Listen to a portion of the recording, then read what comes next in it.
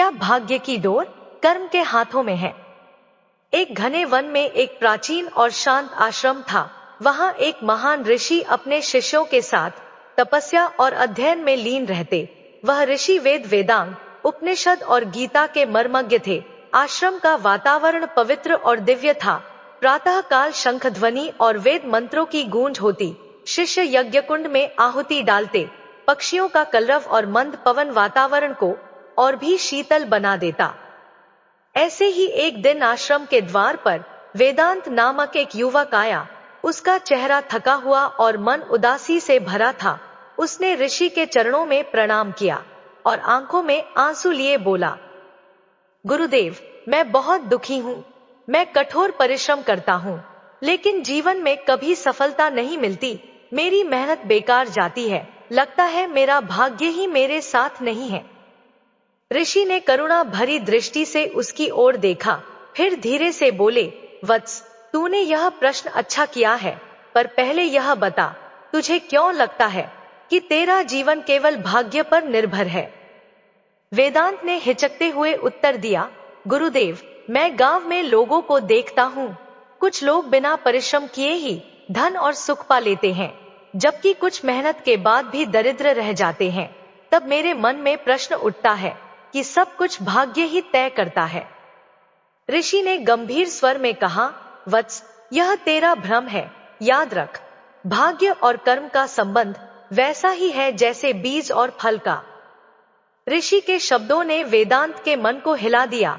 वह कुछ क्षण मौन रहा, फिर धीरे धीरे बोला, गुरुदेव, यदि वास्तव में भाग्य केवल कर्म की छाया है, तो लोग बार बार भाग्य की बातें क्यों करते हैं? गांव में बुजुर्ग कहते हैं, बेटा, सब कुछ भाग्य पर है।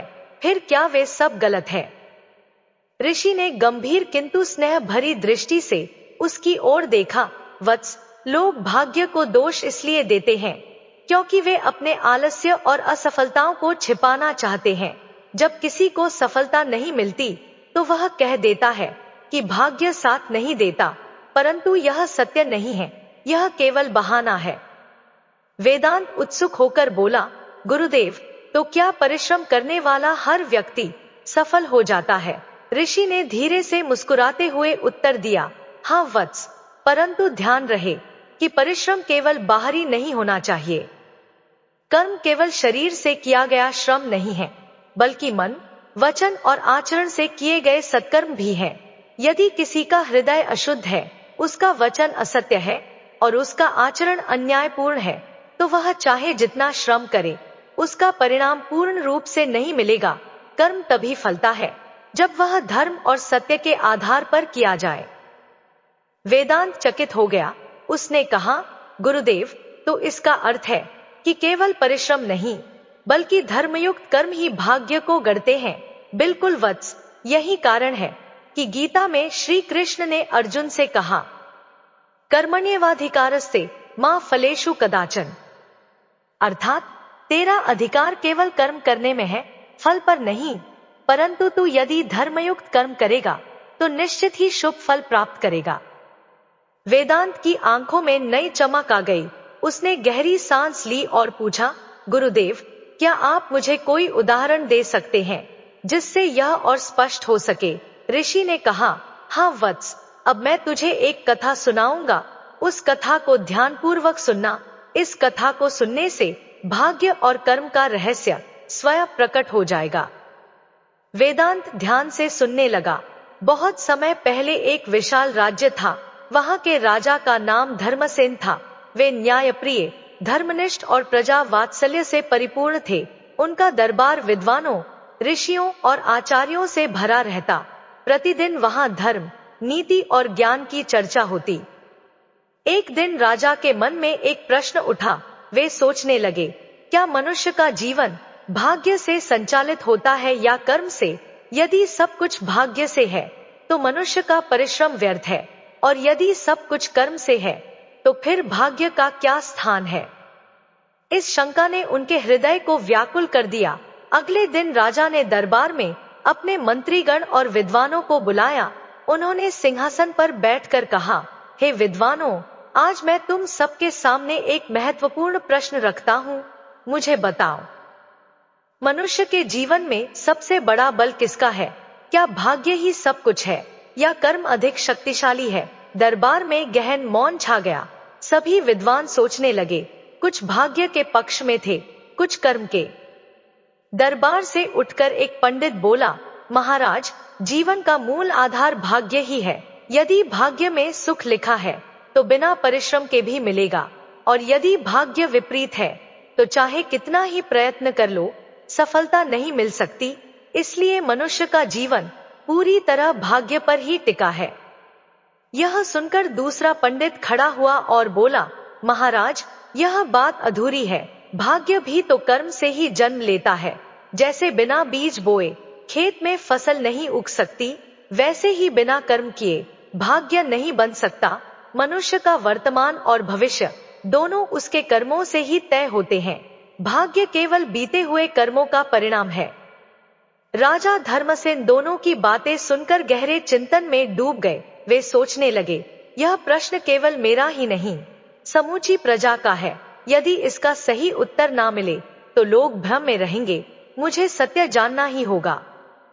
राजा धर्मसेन ने दरबार में खड़े होकर कहा, हे विद्वानों, आज के बाद हम केवल तर्क पर नहीं बल्कि प्रमाण पर विश्वास करेंगे।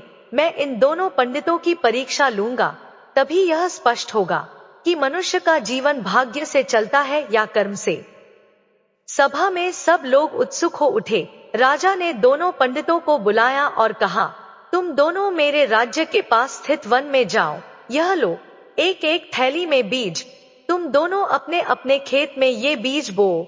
ऋतु बीतेगी, वर्षा होगी, धूप पड़ेगी, समय बीतेगा, फिर लौटकर मुझे बताना किसके खेत में फसल लहलहाई। पहला पंडित मन ही मन मुस्कुराया। उसने सोचा, यदि भाग्य में लिखा है तो बिना परिश्रम भी मेरे खेत में फसल उग जाएगी। मुझे परिश्रम करने की आवश्यकता नहीं। वह बोला, महाराज, आपकी आज्ञा शिरोधार्य है, किंतु मेरा विश्वास है कि भाग्य ही तय करेगा कि खेत में फसल होगी या नहीं। दूसरा पंडित गंभीर स्वर में बोला, महाराज, मैं इसे अपने जीवन की सबसे बड़ी परीक्षा मानता हूँ। मैं अपने खेत को तैयार करूंगा, बीज बोऊंगा, पानी दूंगा और देखभाल करूंगा। यदि भाग्य वास्तव में कर्म का परिणाम है तो मेरे परिश्रम का फल अवश्य मिलेगा।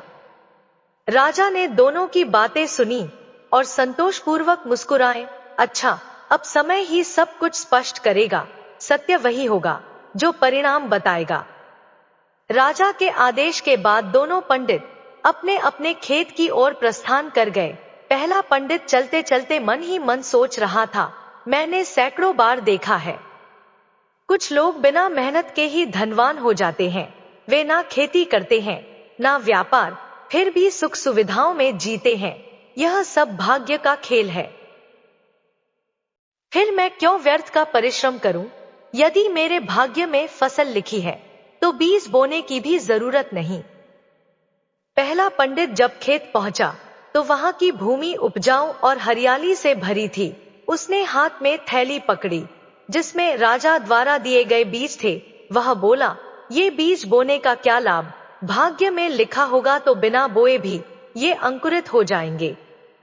उसने आलस्य से थैली को खोला, कुछ बीज हवा में उछाल दिए और बाकी वहीं रखकर घर लौट आया। और घर पहुंचकर वह आराम से लेट गया। उसने अपने परिचितों से कहा, मुझे खेत जोतने, पानी देने और परिश्रम करने की आवश्यकता नहीं है। मैं भाग्य पर विश्वास करता हूँ। भाग्य अच्छा होगा तो फसल अपने आप उग जाएगी। लोगों ने आश्चर्य से उसकी ओर देखा। कुछ ने सोचा, शायद यह सच कहता है, परंतु कुछ समझदार लोग मन ही मन हंसे। कैसा मूर्ख है जो बीज बोए बिना ही फसल की आशा कर रहा है। पहले पंडित ने तो आलस्य चुन लिया, परंतु दूसरा पंडित राजा की आज्ञा को जीवन का अवसर मान रहा था। वह मन ही मन सोचता है, यह परीक्षा केवल राजा के लिए नहीं बल्कि मेरे आत्मविश्वास के लिए भी है। यदि मैं धर्म और परिश्रम के साथ कर्म करूंगा तो निश्चित ही शुभ फल मिलेगा। भाग्य भी उन्हीं का साथ देता है जो कर्मनिष्ठ होते हैं। दूसरा पंडित अपने खेत पहुंचा। वहां की भूमि उबड़ खाबड़ थी, झाड़ियों और कांटों से भरी हुई। परंतु उसने हार नहीं मानी। उसने पहले भूमि को साफ किया, फिर हल चलाकर मिट्टी को भुरभुरा किया, फिर थैली से एक एक बीज निकाला और सावधानी पूर्वक बोया। बोने के बाद प्रतिदिन खेत में पानी डालता और देखभाल करता। वह सूर्य की तपन सहता, वर्षा की बूंदों में भींगता और सर्द हवाओं में भी खेत पर उपस्थित रहता। उसकी लगन देखकर गांव के लोग कहते, देखो, यही है सच्चा परिश्रमी। ऐसा व्यक्ति कभी असफल नहीं हो सकता। वह अपने मन में प्रार्थना करता, हे प्रभु, मैंने अपना कर्तव्य निभा दिया, अब परिणाम आपके हाथ में है।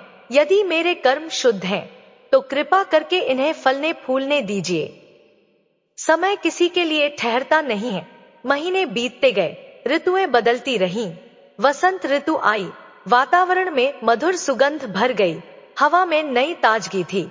ग्रीष्म ऋतु आई, सूर्य की तपन खेतों पर बरसने लगी। वर्षा ऋतु आई, बादल गरजे, वर्षा की बूंदें धरती को भिगोने लगी। शरद ऋतु आई, फसलें लहराने लगी और खेत जीवन से भर गए। प्रकृति ने अपना कार्य किया। अब परिणाम उन बीजों पर निर्भर था जिन्हें दोनों पंडितों ने बोया था। पहले पंडित का खेत वीरान पड़ा था। कहीं कहीं केवल झाड़ियां उगाई थी जिनमें कांटे भरे थे। जहां उसने आलस्यवश बीज यूं ही फेंक दिए थे, वहां नमी और देखभाल के अभाव में वे बीज सड़ गए। गांव वाले कहते, देखो, यह है उस व्यक्ति का खेत जिसने भाग्य के भरोसे सब कुछ छोड़ दिया। भाग्य बिना कर्म के सूखी धरती के समान है, जिस पर कुछ भी नहीं उगता। पहला पंडित मन ही मन सोचता, शायद अभी समय बाकी है, शायद अंत में चमत्कार हो जाए। उधर दूसरे पंडित का खेत एक अद्भुत दृश्य प्रस्तुत कर रहा था। जहां उसने परिश्रम से बीज बोए थे, वहां छोटे छोटे पौधे निकल आए। उसने रोज पानी दिया, घास पतवार हटाई और पौधों की रक्षा की। उसकी देखभाल और ईश्वर पर विश्वास ने खेत को जीवन से भर दिया। धीरे धीरे खेत हरे भरे पौधों से लहलहाने लगा। गांव वाले कहते, यह है कर्म का फल। जिसने मेहनत की, उसने जीवन पाया। यही है सच्चा भाग्य। ऋतुएं बीत गईं, समय का पहिया घूमता रहा और आखिरकार वह दिन आ गया जब राजा धर्मसेन ने दोनों पंडितों को दरबार में बुलाया। राजमहल के विशाल प्रांगण में सभा सजी। मंत्री, सैनिक, विद्वान और प्रजा सभी राजा के चारों ओर उपस्थित थे। वातावरण गंभीर था, क्योंकि आज उस प्रश्न का उत्तर मिलने वाला था जो लंबे समय से लोगों के मन में था, क्या जीवन भाग्य से चलता है या कर्म से? पहला पंडित खाली हाथ दरबार में आया। उसके चेहरे पर उदासी और निराशा थी। राजा ने पूछा, पंडित, तुम्हारा खेत कैसा रहा? वह सिर झुकाकर बोला, महाराज, मैंने भाग्य पर भरोसा किया, बीज बोने की मेहनत नहीं की। मैंने सोचा कि यदि भाग्य में लिखा होगा तो फसल अपने आप उग जाएगी, परंतु मेरा खेत सूना पड़ा रहा, केवल झाड़ियां और कांटे उगे। सभा में हल्की फुसफुसाहट गूंज उठी। लोग समझ रहे थे कि केवल भाग्य पर भरोसा करना व्यर्थ है। फिर दूसरा पंडित दरबार में आया। उसके साथ बैलगाड़ियों पर अन्न और फल से भरे बोरे लाए गए। उसका चेहरा आत्मविश्वास और संतोष से दमक रहा था। राजा ने उत्सुक होकर पूछा, पंडित, तुम्हारा खेत कैसा रहा? वह विनम्र स्वर में बोला, महाराज, मैंने खेत को जोता, बीज बोए, पानी दिया और धैर्यपूर्वक देखभाल की। परिणाम यह है कि मेरा खेत अन्न से भर गया। यह सब मेरे परिश्रम और ईश्वर की कृपा का फल है। सभा में जय जयकार गूंज उठी। कर्म ही सच्चा भाग्य है, कर्म ही जीवन का बल है। राजा धर्मसेन सिंहासन से उठे और घोषणा की, आज यह प्रमाणित हो गया कि जीवन भाग्य के भरोसे नहीं चलता। भाग्य वही है जो कर्म से बनता है। जिसने आलस्य चुना, उसका खेत वीरान हो गया। जिसने परिश्रम और धर्मयुक्त कर्म किया, उसका जीवन फल फूल गया। अतः मैं आज यह घोषणा करता हूं कि मेरे राज्य में कर्म ही सर्वोपरि माना जाएगा। प्रजा को आलस्य छोड़कर कर्म पथ पर चलना होगा। कथा सुनाकर ऋषि कुछ क्षण मौन हो गए। उनके चेहरे पर गंभीर शांति थी। वेदांत बड़े ध्यान से सुन रहा था। उसकी आंखों में उत्सुकता और मन में प्रश्नों का सागर उमड़ रहा था। ऋषि ने कहा, वत्स, तूने देखा कि पहले पंडित ने भाग्य पर भरोसा करके आलस्य किया और उसका खेत सूना रह गया, जबकि दूसरे पंडित ने परिश्रम और धर्मयुक्त कर्म किया और उसका खेत अन्न से भर गया। इससे यह सिद्ध हुआ कि भाग्य और कर्म अलग नहीं है। भाग्य बीते हुए कर्मों की छाया है और वर्तमान के कर्म ही भविष्य का भाग्य गढ़ते हैं। याद रख, भाग्य एक परिणाम है, कारण नहीं। कारण हमेशा कर्म होता है। वेदांत बोला, गुरुदेव, यदि भाग्य केवल बीते हुए कर्मों का परिणाम है, तो क्या इसका अर्थ है कि मनुष्य अपने पिछले जन्म के कर्मों के कारण दुखी होता है? यदि ऐसा है, तो वर्तमान में किए गए कर्मों का क्या महत्व? ऋषि ने धैर्यपूर्वक उत्तर दिया, वत्स, मनुष्य को जो परिस्थितियां आज मिलती हैं, वे बीते हुए कर्मों का परिणाम है, परंतु इसका अर्थ यह नहीं कि वर्तमान कर्म व्यर्थ हो जाते हैं। वर्तमान कर्म ही भविष्य का भाग्य रचते हैं। यदि आज तू सत्कर्म करेगा, तो कल तेरा भाग्य उज्जवल होगा, और यदि आज तू अधर्म करेगा, तो कल अंधकार अवश्य मिलेगा। ऋषि ने गीता का स्मरण कराते हुए कहा, भगवान श्री कृष्ण ने अर्जुन से कहा था, मनुष्य स्वयं अपने कर्मों से उठ सकता है और स्वयं अपने कर्मों से गिर सकता है। ईश्वर ने मनुष्य को कर्म करने का अवसर दिया है ताकि वह अपना भाग्य स्वयं गढ़ सके। ऋषि की कथा और उपदेश सुनकर वेदांत के मन से अंधकार कुछ हटा, परंतु शंकाओं का जाल अभी भी टूटा नहीं था। उसने हाथ जोड़कर ऋषि के चरणों में प्रणाम किया और कहा, गुरुदेव, आपकी बातें मुझे गहरी लगती हैं, परंतु मेरा मन अब भी द्वंद्व में है। यदि वर्तमान कर्म ही भविष्य का भाग्य बनाते हैं, तो कई बार क्यों मेहनती लोग असफल हो जाते हैं और कुछ लोग बिना प्रयास के भी सफल हो जाते हैं?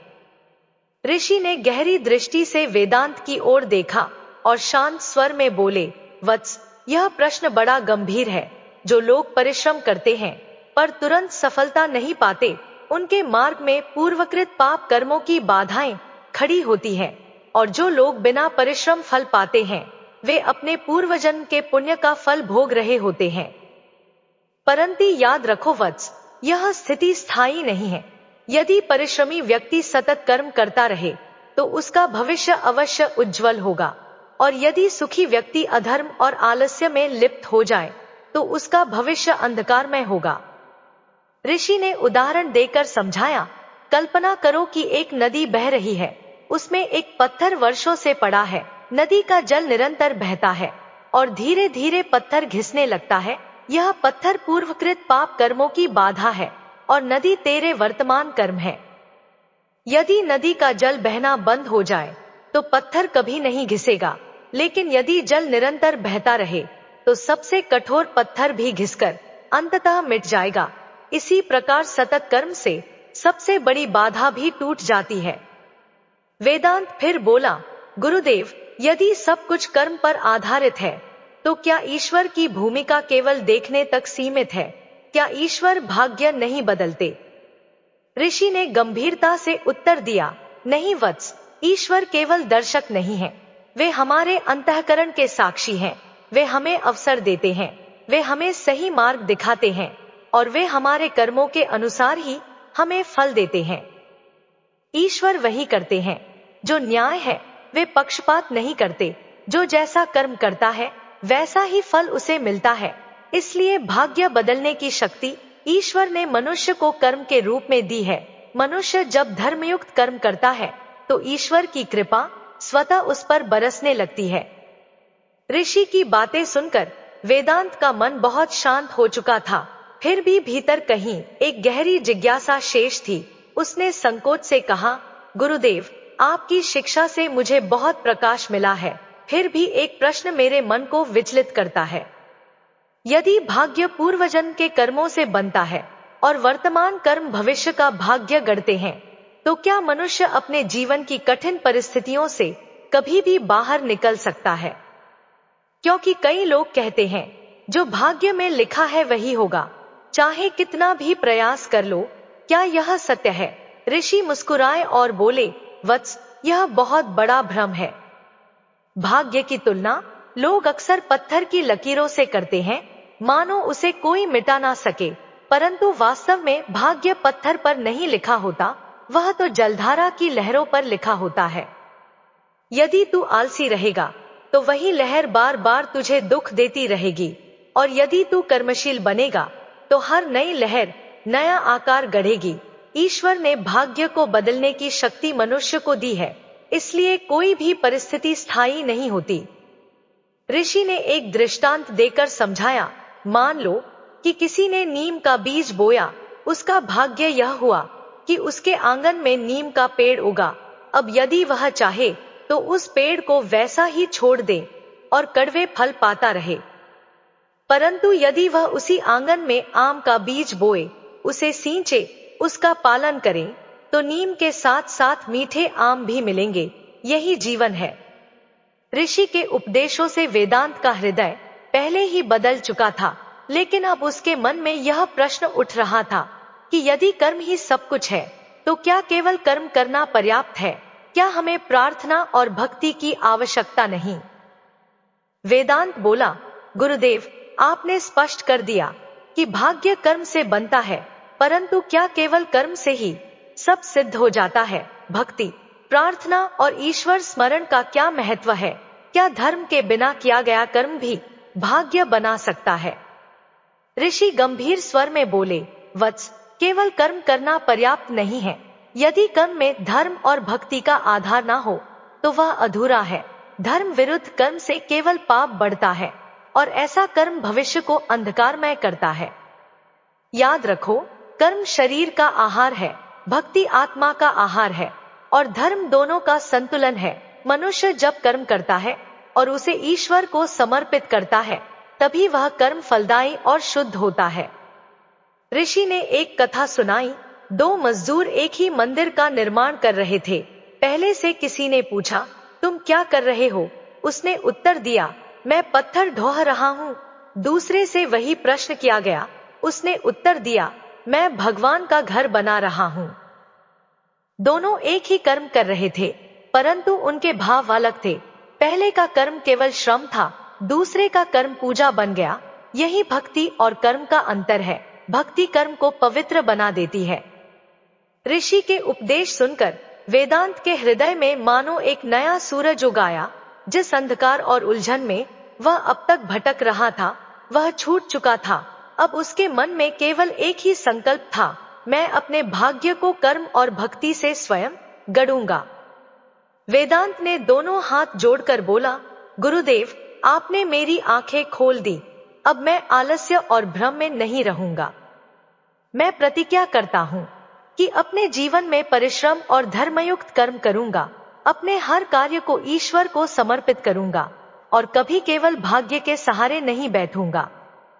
ऋषि प्रसन्न होकर बोले, वत्स, यही जीवन का सच्चा मार्ग है। याद रख, मनुष्य का वर्तमान कर्म ही उसका भविष्य बनाता है, और धर्म एवं भक्ति से युक्त कर्म ही उसका भाग्य दिव्य बनाते हैं। गुरुकुल से लौटकर वेदांत ने अपने गांव में कर्म और धर्म का मार्ग अपनाया। वह अब हर सुबह जल्दी उठता, प्रार्थना करता और तत्पश्चात अपने कार्यों में जुट जाता। उसने आलस्य छोड़ दिया और गांव के लोगों की सेवा भी करने लगा। धीरे धीरे उसका जीवन बदल गया। उसका खेत पहले से अधिक फलने फूलने लगा। लोग उसकी ईमानदारी और परिश्रम की प्रशंसा करने लगे, और सबसे बड़ी बात, उसके भीतर आत्मविश्वास और शांति का दीपक जलने लगा। गांव के लोग अक्सर उससे पूछते, तूने ऐसा क्या किया कि तेरा जीवन इतना बदल गया? वेदांत उत्तर देता, भाग्य कोई अलग शक्ति नहीं है, यह तो हमारे कर्मों का ही प्रतिबिंब है। जो जैसा बोता है वही पाता है। कर्म बीज है, भाग्य उसका फल है, इसलिए कर्म ही सबसे बड़ी पूजा है। धीरे धीरे वेदांत स्वयं एक प्रेरणा बन गया। लोग उसे देखकर सीखने लगे कि भाग्य को कोसने से कुछ नहीं बदलता, परिश्रम और भक्ति से सब कुछ संभव है। वेदांत एक दिन वह पुनः ऋषि के चरणों में पहुंचा। उसकी आंखों में कृतज्ञता और हृदय में आभार उमड़ रहा था। उसने कहा, गुरुदेव, आपकी कृपा से मेरा जीवन बदल गया। मैंने कर्म और भक्ति से अपना भाग्य संवारा। परंतु अब एक अंतिम प्रश्न मेरे मन में है, क्या वास्तव में कोई मनुष्य अपने पूरे भाग्य को बदल सकता है, या फिर कुछ घटनाएं ऐसी भी होती हैं जिन्हें बदलना संभव नहीं? ऋषि ने गहन दृष्टि से वेदांत की ओर देखा और बोले, वत्स, यह तुम्हारा अंतिम और सबसे गूढ़ प्रश्न है। याद रखो वत्स, बीते हुए कर्मों का फल अवश्य भोगना पड़ता है। जैसे कोई बीज बो दिया गया है तो उसका अंकुर फूटेगा ही, परंतु वर्तमान कर्म से तू यह तय कर सकता है कि उस अंकुर से कांटेदार झाड़ी बनेगी या फलदायी वृक्ष। अर्थात कुछ घटनाएं पूर्वकृत कर्मों के कारण अनिवार्य होती हैं, परंतु उनके प्रभाव को तू अपने वर्तमान कर्म और भक्ति से बदल सकता है। दुख को सहकर भी तू उसे साधना बना सकता है और सुख को पाकर भी तू उसे अहंकार का कारण नहीं बनने देगा। ऋषि ने उदाहरण देकर समझाया, मान ले कि वर्षा होना निश्चित है, यह तेरे भाग्य का हिस्सा है, परंतु तू चाहे तो उस वर्षा का जल खेत में बहाकर अन्न उगा सकता है, या फिर उसे यूं ही बह जाने दे और केवल कीचड़ पाए। वर्षा पर तेरा अधिकार नहीं, परंतु उस वर्षा का उपयोग कैसे करना है यह तेरा कर्म तय करता है। वेदांत गहरे भाव से बोला, गुरुदेव, अब मैं समझ गया, भाग्य और कर्म दो अलग नहीं बल्कि एक ही चक्र के दो पहलू हैं। भाग्य बीते हुए कर्मों का परिणाम है और कर्म आने वाले भाग्य का कारण है। मनुष्य को दुख इसलिए मिलता है कि वह केवल भाग्य को दोष देता है और कर्म भूल जाता है, जबकि सच्चा मार्ग यह है कि हर परिस्थिति को अवसर मानकर धर्मयुक्त कर्म किया जाए। ऋषि ने प्रसन्न होकर कहा, वत्स, तूने सत्य को जान लिया है, यही आत्मबोध जीवन का सबसे बड़ा खजाना है। समय बीता, वेदांत अपने गांव लौटकर केवल अपने परिवार का ही नहीं, पूरे समाज का मार्गदर्शक बन गया। उसकी वाणी, उसका आचरण और उसकी साधना सबके लिए दीपक बन गए। वह प्रायः लोगों से कहा करता, भाग्य को कोसना अंधकार को गाली देने जैसा है। यदि अंधकार मिटाना है तो दीप जलाओ, और वह दीप है कर्म, धर्म और भक्ति। मित्रों, वीडियो कैसी लगी कमेंट करके जरूर बताएं। वीडियो को लाइक शेयर करें और हमारे चैनल को सब्सक्राइब करें। धन्यवाद।